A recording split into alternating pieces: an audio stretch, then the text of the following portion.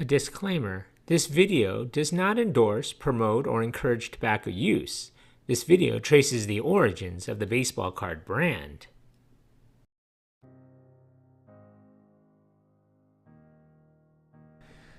John Allen and Lewis Ginter formed a partnership in 1872 and built the largest cigarette business in the state. John Allen was a native Virginian, but Lewis Ginter was born in New York and traveled to Richmond in 1842 at the age of 18. Though he had lived in Richmond for most of his life and had even fought in the Civil War for the Confederacy, his origins gave him the label of carpetbagger, a northern opportunist. After the war, Ginter returned to Richmond and began expanding his investment in the tobacco industry. In 1873, he and John Allen formed a new company called Allen Ginter. At first, they planned to sell foreign-made tobacco products, but they soon decided they could make more money if they could establish a manufacturing plant in Virginia, near the largest source of tobacco in the hemisphere. They took advantage of the rising popularity of bright leaf tobacco, which was more suited for cigarettes. They used cheap child labor and now famous marketing techniques to build the largest cigarette manufacturing company in the city, which was quickly becoming the largest cigarette manufacturer in the world. It would be Allen's 1875 marketing innovation that would fundamentally shape the baseball card hobby. That year, Allen Ginter included advertising cards to stiffen its soft cigarette packs. These cards kicked off a nationwide collector's craze, forcing other tobacco companies to follow suit. When Allen retired in 1882, Ginter took on John Pope as his new partner, but kept Allen's name.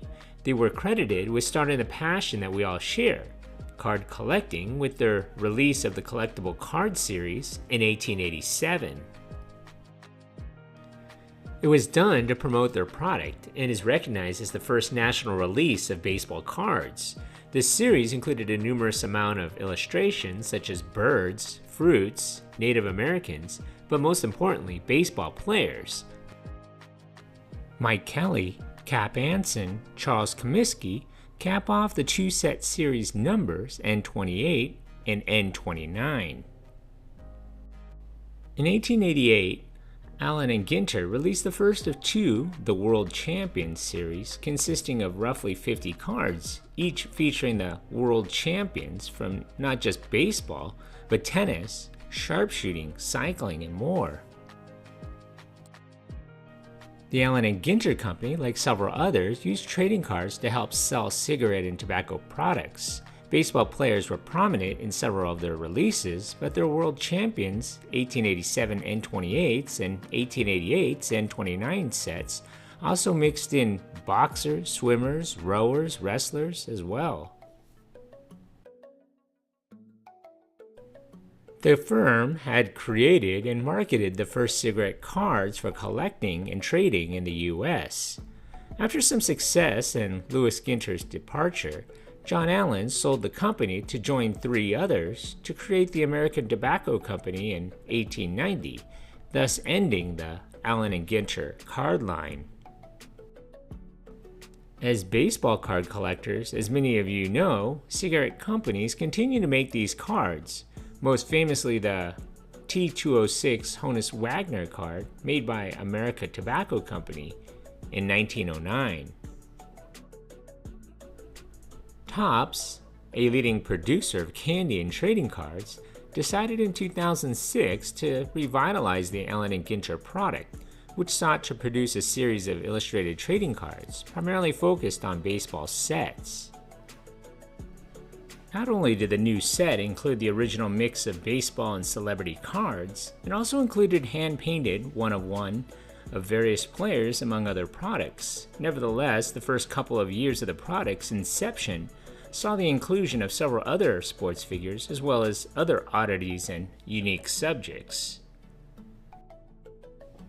Throughout the years, Topps has added in hair relics of deceased presidents, cards to plant that grow into flowers, and box toppers, which are 5x7 jumbo-sized baseball cards. Also included are rip cards. These cards, numbered originally of 10s or of 99s, gives the opportunity to keep the card in its state, or rip it open to potentially reveal a more rare, smaller card. Allen Ginter cards are a unique card set that started the baseball card revolution on a national scale. By featuring more than just baseball players along with some wacky inserts, Allen Ginter is sure to be a staple in anyone's collection. That includes my collection. I started collecting them briefly to build them in 2013 and 2014, and again in 2023, but this time on a much smaller scale, focusing more on players and, of course, my favorite team, the New York Yankees. I have to agree with what one collector once said. Personally, Allen Ginter are my favorite card series. Their cards range from simple and classic to silly and funny. I think they really embody the core idea behind a trading card hobby, which is to have fun opening packs and being surprised by what you get. So what do you think? Leave a comment below. Thanks for watching.